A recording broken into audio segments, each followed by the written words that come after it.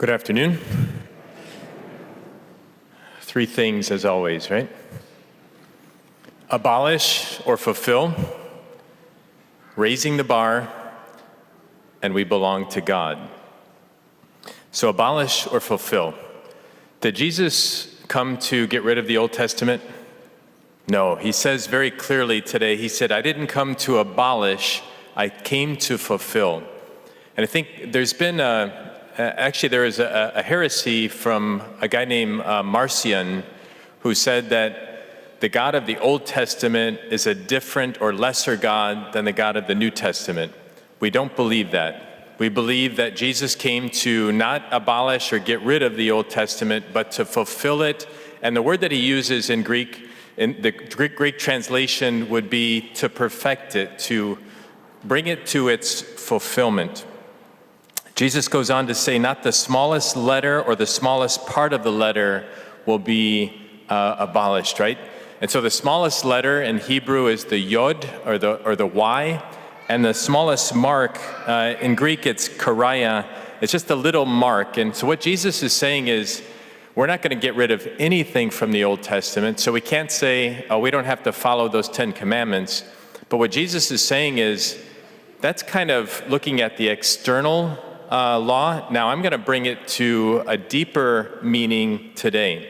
And so that's his caveat as he leads into this continuation of the Sermon on the Mount.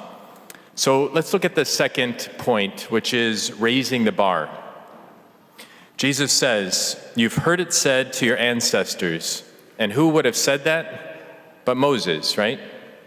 You shall not kill, and whoever kills will be liable to judgment. But I say to you, and so just by him saying these words, but I say to you, Jesus is saying, I am superseding the law. I'm superseding what Moses said. And that would be radical because Moses was the highest, measuring bar there was at the time. But Jesus says, but I say to you, whoever is angry with his brother will be liable in judgment. In other words, we can't just say, well, at least I haven't killed someone. That's a pretty low bar, right? I have people come to confession and say, Father, at least I haven't killed anybody. I'm like, okay, there's a starting point here. Now Jesus is saying, now I'm going to raise the bar, and if you're angry in your heart, that place, that deepest place inside of you, you're really committing murder in your heart.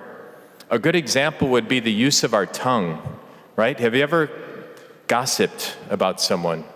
Have you ever participated in bullying, which is such a big thing today? And I don't know if you heard the tragic story of the young girl in New Jersey, 14-year-old who was beaten up in school, bullied, and then 2 days later committed suicide. That's how powerful and negatively powerful our words can be. So Jesus says it isn't just about the action, but it's about what arises in our hearts. The second thing he talks about is lust. You've heard it said, you shall not commit adultery. Okay, so that's the bar is at this low level here. But I say to you, everyone who looks at a woman with lust has committed adultery with her in his heart. The heart is that place of consent of the will. So if you're doing Be Formed this season, we're talking about morality and how every human person has an intellect and a will. So the intellect is what presents to us what is true, good, and beautiful. And then the will is what gives us strength to choose what is true, good, and beautiful. And so Jesus is trying to get to that level of the will, because we often know what's right and wrong, don't we? But often our will is weak.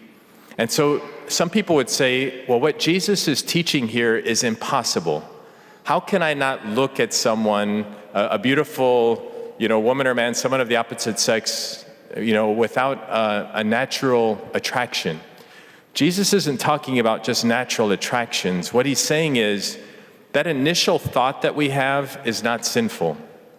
It is normal to look at one of God's creations and say he or she is beautiful or handsome.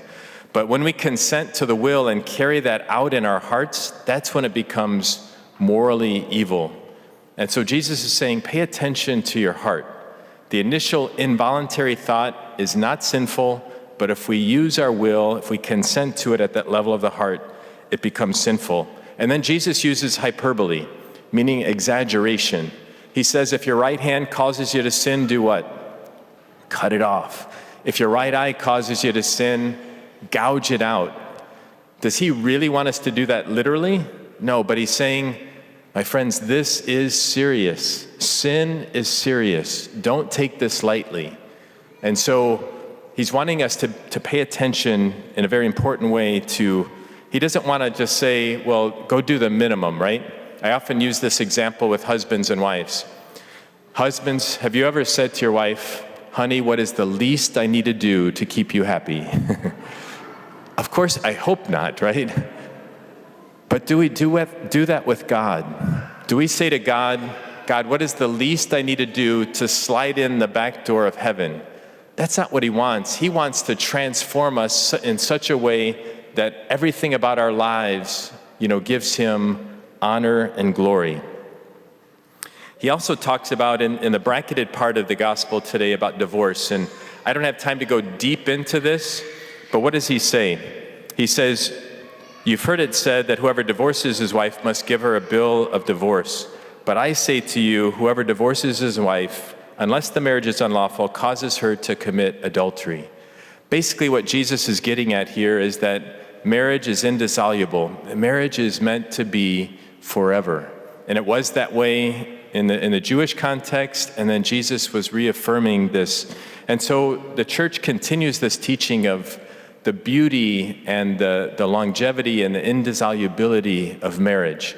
We can talk all day about what an annulment is in that, but maybe that's for another day. But to really know that the church and Jesus hold sacred the beauty of the sacrament of holy matrimony. And then finally, he says with the oaths, he says, again, you've heard it said to your ancestors, meaning Moses, do not take a false oath, but make good to the Lord all that you vow. But I say to you, do not swear at all. Let your yes mean what? Yes, and let your no mean no. In other words, I've given you words. They were in the practice of making really kind of flippant vows at the time of Jesus, like I swear on the city of Jerusalem, or I swear on the temple. And Jesus says, don't do that. And sometimes we use the Lord's name in vain in that same way. The Catechism says, yes, we can take oaths and vows, in a courtroom. We take vows, for our vocations. But otherwise, just let your yes mean yes and your no mean no. I remember my dad was an incredible man of integrity, and he taught me and my brothers that exactly this lesson. When you tell somebody you're going to do something, do it. And my dad had the reputation all over town that if he said yes, everybody knew that he was going to do it. And so that's how we build lives of integrity, and people knowing that we back up what we say when our yes means yes and our no means no. And then the final point is we belong to God. And that's why I'm preaching at all the masses this weekend. Is this next weekend we're going to do the Catholic Ministries Annual Appeal. And I know most of you have probably already received a mailing. Some of you have given money already and made your pledge. That's awesome. But I just wanted to get us thinking about this as a parish, that everything that we have and all that we are is a gift from God. Stewardship is actually a deeply spiritual thing. I intentionally don't talk about money hardly ever because I think money follows mission. If we meet the spiritual needs of people, the money will follow the mission. And so I'm just here to remind us of what the diocese does. We belong to the parish of St. Isaac Jogues in the Diocese of Joliet, and we belong to this universal church that serves billions of people around the world, and over 500,000 here in the Diocese of Joliet. And I just want to encourage you to think about what the diocese does for us here at our parish. One of the things that the diocese does is it pays for the education and formation of all of our future priests, Father Ayed and myself, and also the deacon formation as well. We are here because of your generosity to the Catholic Ministries Annual Appeal. The Catholic Church feeds more people, houses more people, takes care of more people in hospitals than any other institution in the world. And so I really want you to be generous with this collection next week. What I try to do is to think time, talent, and treasure. Am I giving at least 10% of everything that God has given me to charitable organizations? I try to, because I love numbers, that 10% of everything I take in, 5% goes to the parish, and then 5% to other charitable organizations.